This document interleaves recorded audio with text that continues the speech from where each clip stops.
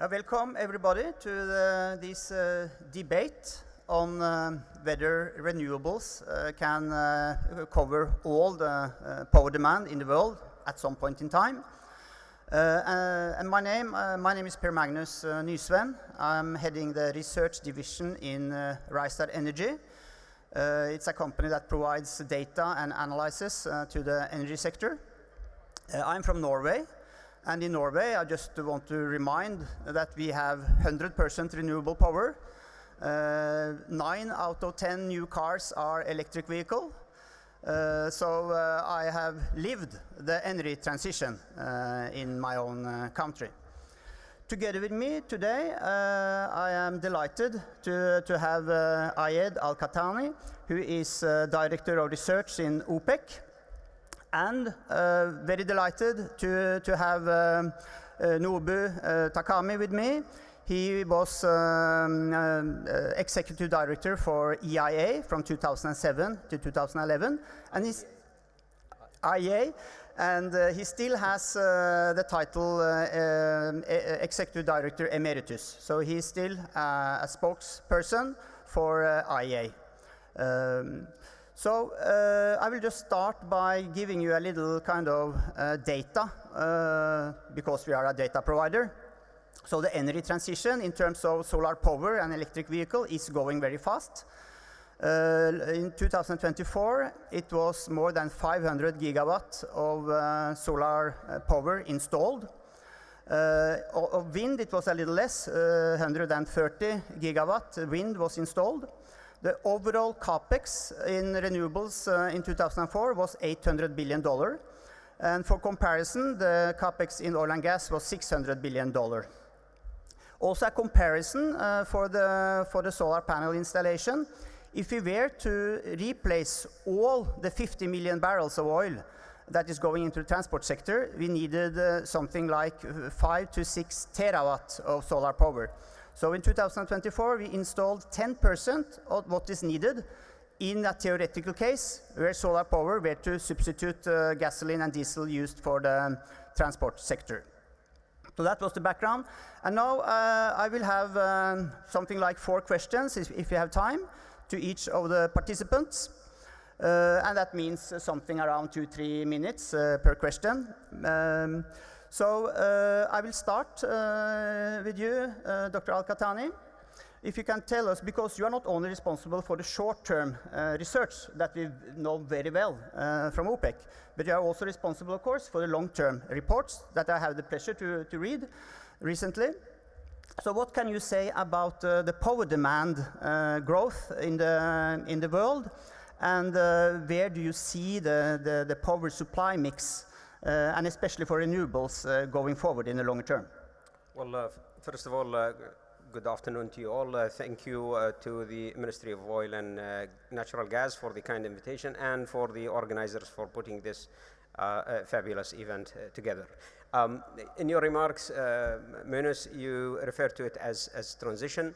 We in OPEC refer to it as a journey of evolution of the global energy mix, and to come up with something that is robust, sound, as well as technically and internally consistent. We look into multiple factors, including the economic development and evolution going forward over the next 25 years. And here in my remarks, I'll be talking about 2050 as our last World Oil Outlook of last year was taking it as the horizon we were looking into. So over the next 25 years, we look into the global economy, the population, demographics, urbanization trends. We look into the policy evolution, the U-turns that we have been observing in a lot of parts of the world, including the European Union that you come from.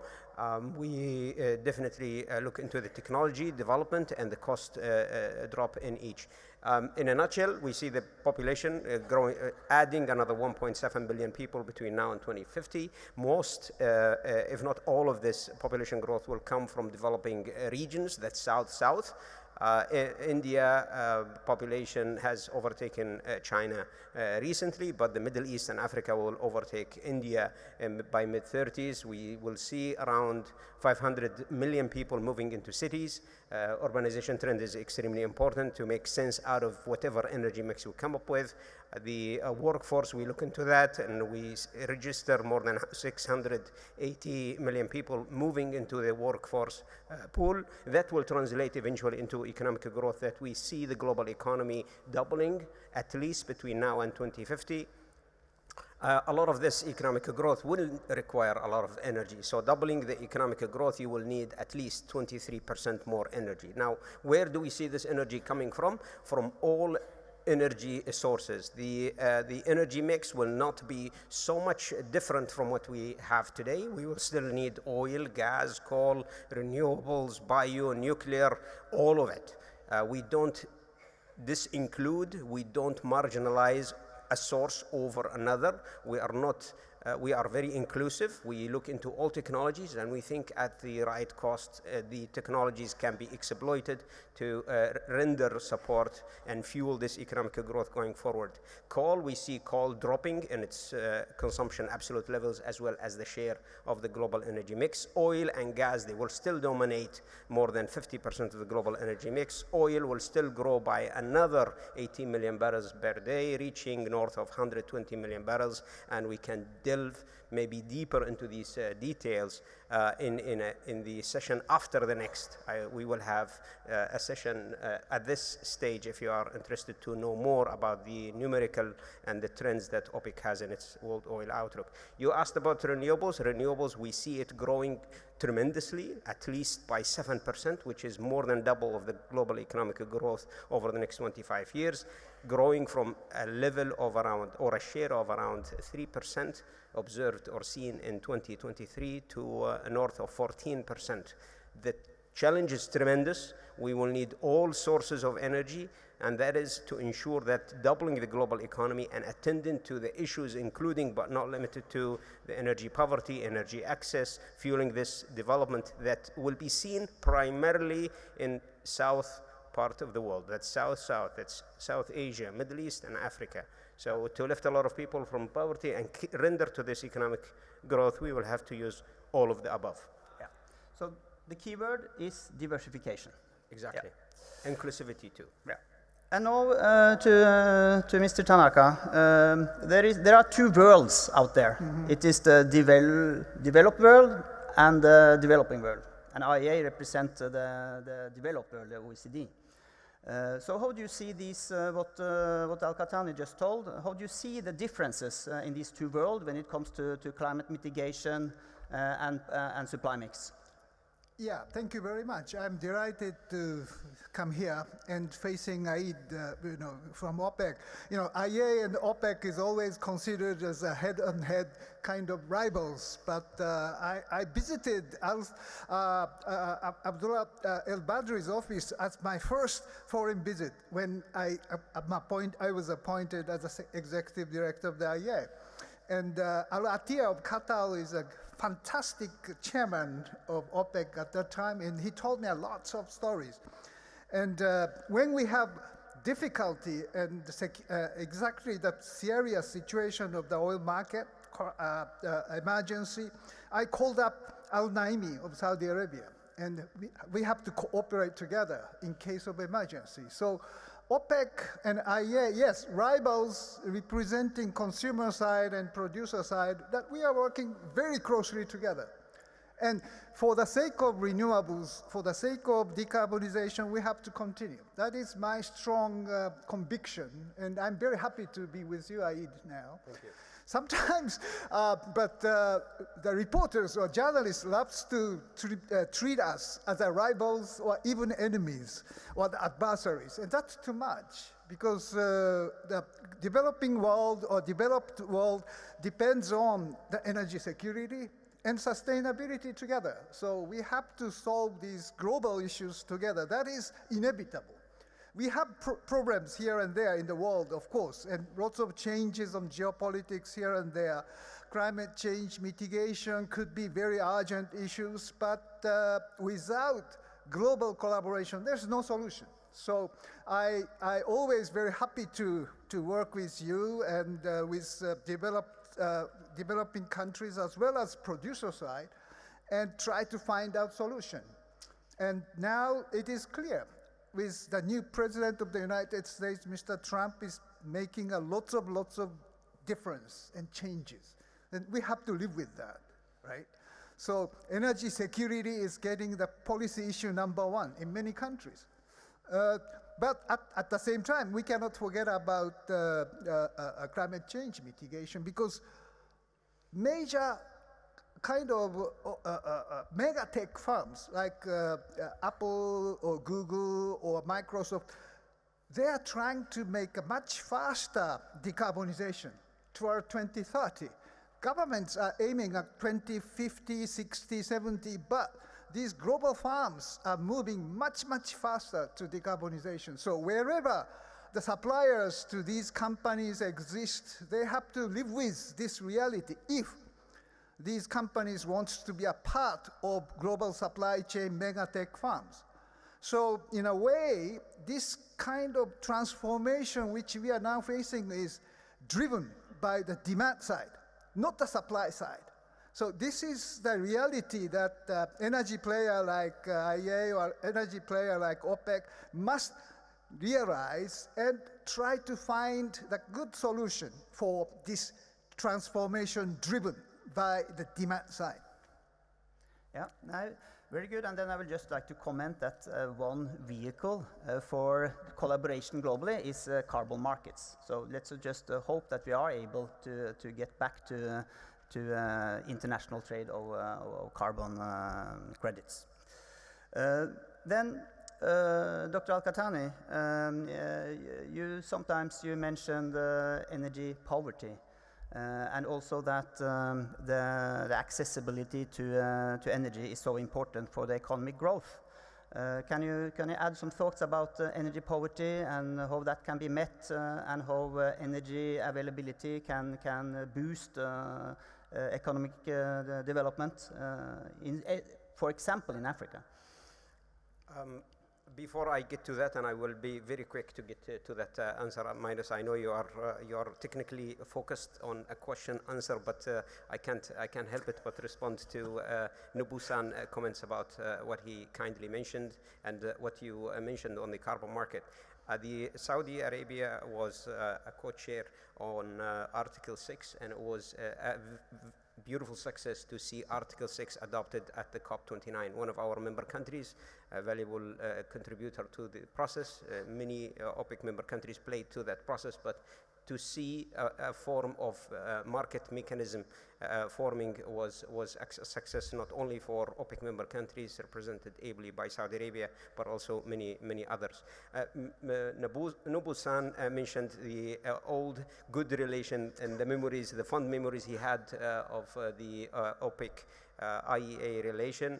I'm in no position to comment about politics and relations. My Secretary General can comment much better than me on that front. I'm the technical guy in OPEC, but technically speaking, we exchange with the IEA. We maintain our dialogue and exchange of technical dimensions. Next week, we will have the Outlook Symposium in Riyadh under the umbrella of the IEF, a beautiful platform godfathered and established in Saudi Arabia, godfathered by His Royal Highness Prince Abdulaziz.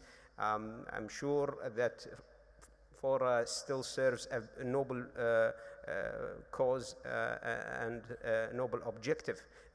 Maybe in a month or so, we will have another workshop in the OPEC Secretariat, Physical Financial. So the collaboration still ongoing with the IEA, with many of our dialoguing partners around the world. The Secretariat is blessed with a very rewarding dialogue program with our major consumers and international organizations, including India, including the IEA. Now, the technical departure happened only several years ago with the IEA Lala net zero scenarios, and I don't want to delve technically onto that, but that created a gap when it departed its original mandate on security and started pushing the world into certain areas that ended up costing us a whole lot. The premature transitioning has proved to be inefficient, and that's why we see a lot of U-turns around Europe, primarily the US, and the executive orders. I don't want to tally them up. I'm sure you are better than me seeing and counting what has happened, the world banks, the major companies. So it has to make sense when it comes to cost, because what hits the consumer at the end is the cost, and what justifies a use of a source of energy or a technology is a cost at the end of the day. And that brings the point of it has to be an inclusive, cost-efficient, fair approach.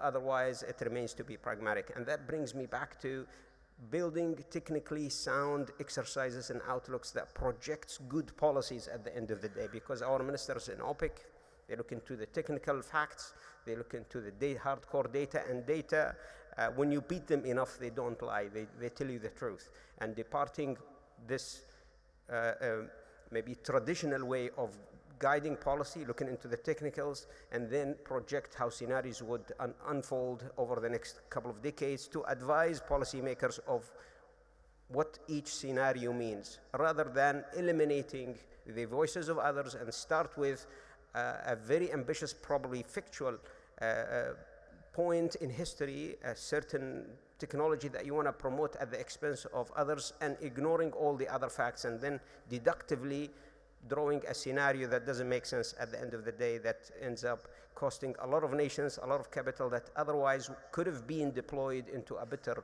use. And I always wonder from my technical side, had we spent the money spent on these cost prohibitive technologies, have we invested them in making the current fossil fuel heavily based complex or energy mix more friendly when it comes to environment? I think we would have, as humanity, we would have realized many miles ahead. But going back to the energy poverty, unfortunately, we still see more than 700, predominantly in Africa. They still don't have access to electricity. They are still living in the dark, dreaming of a light bulb that they can read a book. They are transitioning, if we use your term of transitioning, from nothing to probably something. To the rich and well-endowed North Europeans, and I'm not picking on you, Magnus, but taking it as an example, it's transitioning from probably gas, clean gas, into solar or some other fancy form. The access to electricity is another challenge. More than 2 billion people, they still don't have access to electricity. So we are still challenged, mainly in the Southern Hemisphere, with a lot of issues that we need to attend to, rather in an equitable basis. And at the core of Paris Agreement, we have the concept of common but differentiated responsibilities. We are not, when it comes to nations, they are not created the same. Some of them are endowed with resources that it would be completely unfair to deprive these people from exploiting their God-given resources for the better well-being of the humanity. So I think we will need to use all the sources that we have and make them environmentally friendly, because at the end of the day, we need to attend to security, environment, and development, three-legged table that we will have to address at any given point in time. And I'm sure maybe technology discussion will come at a later stage, but I will take the point. And we have the technology as we speak today to make all these fuels environmentally responsible. Oh, back to you. Yeah, and then I would like to, of course, oil and gas is a part of the resilience, but also nuclear is a part of the resilience. And I know that, Mr. Tanaka, you are quite involved in that. So how do you see the nuclear as a kind of very long-lasting source for power? Thank you for asking me that question, because tomorrow I'm moderating the nuclear session in the afternoon, so please come. Nuclear certainly has a huge risk. After the accident in Fukushima in 2011, Japan is suffering of restarting the shutdown plants. So far, only 14 nuclear power plants are restarted, and still it's a political difficulty there. So nuclear has certain huge potential of decarbonized electricity, but safety issues, as well as the waste management, radioactive high-level waste management issue is another one.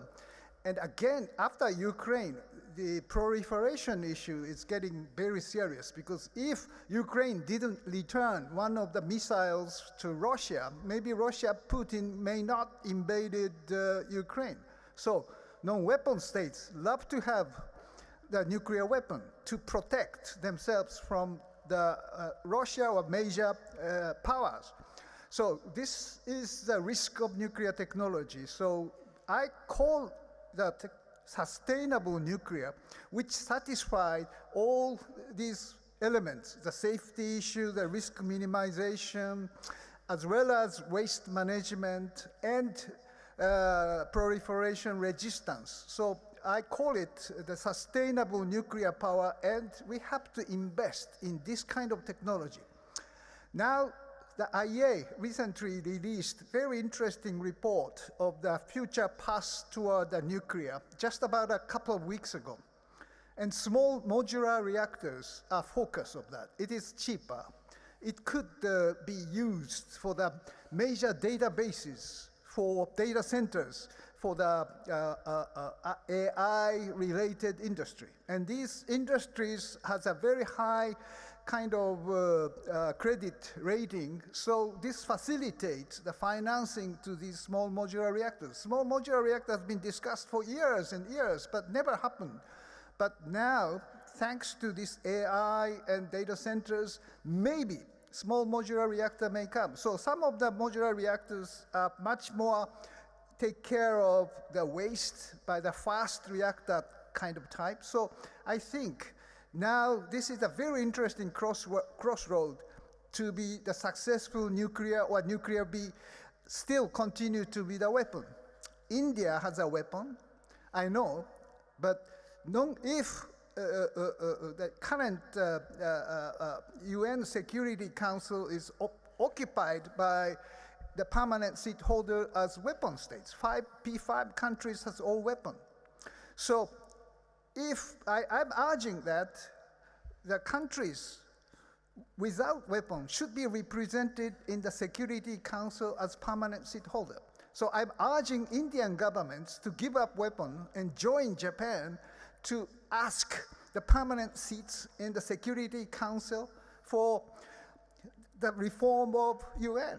Of course, this is difficult, I know, but this kind of change in mentality or mindset, giving up the Cold War mentality, is really necessary to make nuclear success. It's not a technology issue. It's more the geopolitics, or rather important issue of making peace. This is the basis for the success for the nuclear power.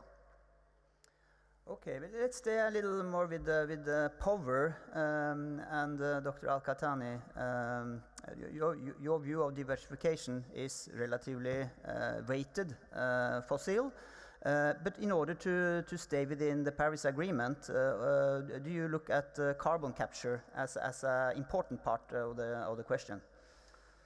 We, in OPEC, I'm no spokesperson of OPEC, unlike Nobuo-san being for the IEA. But technically speaking, when we look into what our member countries are doing, they are doing a fabulous job, sometimes exceeding and superseding what some of the OECD countries are doing. And I'll just give you an example.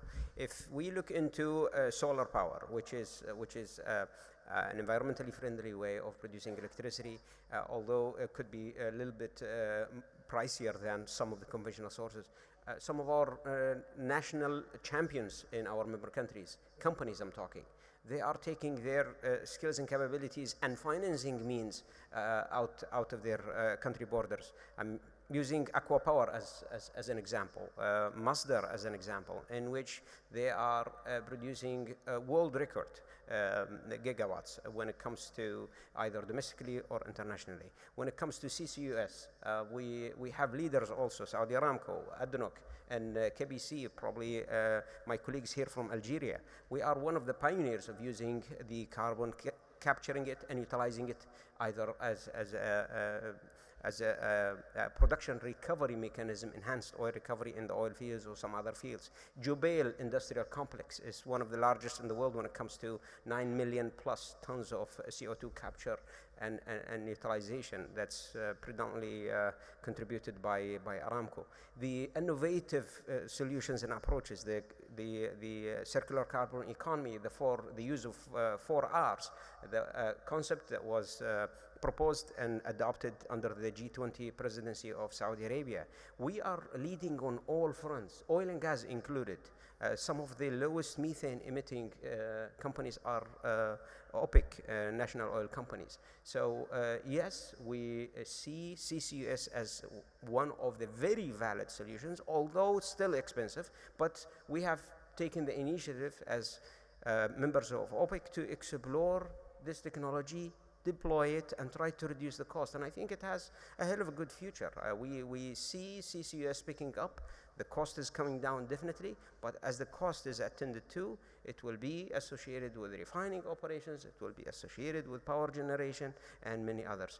CCUS, direct air capture, is still very expensive when it comes to the dollar per ton, and I'm sure it will link at a certain point in future with the carbon market that will see the light rather at an international level. So we see all technologies, hydrogen. If I use hydrogen as an example, the first shipment of blue ammonia hydrogen made its way 2 years ago plus from Saudi Arabia to Japan. That is a breakthrough. So at that time it was very expensive and very expensive to demonstrate as a project and make a business justification of it. Probably they didn't make money on that, but they needed to put their money where their mouth is. So we continue to lead on all these technological fronts, trying to reduce the cost, deploy all these solutions, and again attend to the humanity mandate of rendering and catering energy to where it's needed to facilitate for the economic growth that we all aspire to have. Yeah. Now let us conclude this a little by imagining that the transition is leading to some kind of end state. So the transition can go slow or it can go fast. But at some point in time, we are getting to some kind of end state, and it's of course we can have hydrocarbon in the end state. We can have hydrocarbon with carbon capture, and think about power only now. Then of course renewable power, solar and wind, it's available everywhere. It will definitely be a very important part of the end state. But there will still be intermittency, and there will be seasonal demand that cannot be met by renewables. So, Mr. Tanaka, how do you see the kind of end state in the supply mix? Yeah, thank you. In end state is always very much of the kind of dream, and sometimes we have to check the reality and dream in balance. As Aid said, yes, it is CCS is quite important, and also sometimes we are making mistakes this way or that way, and we need everything. I mean, just one. There's no silver bullet. So we have to have everything. Diversification is an issue, is very, very important. Hydrogen, he mentioned, is quite important, because I still remember that it was 2015, Saudi Aramco held a board meeting in Tokyo, and I was invited by Al-Fali. He was the chairing of the board at that time, together with Daniel Yagin. And the first question Al-Fali gave me and Yagin was, Mr. Tanaka, Mr. Yagin, when do you think the peak demand of oil happens?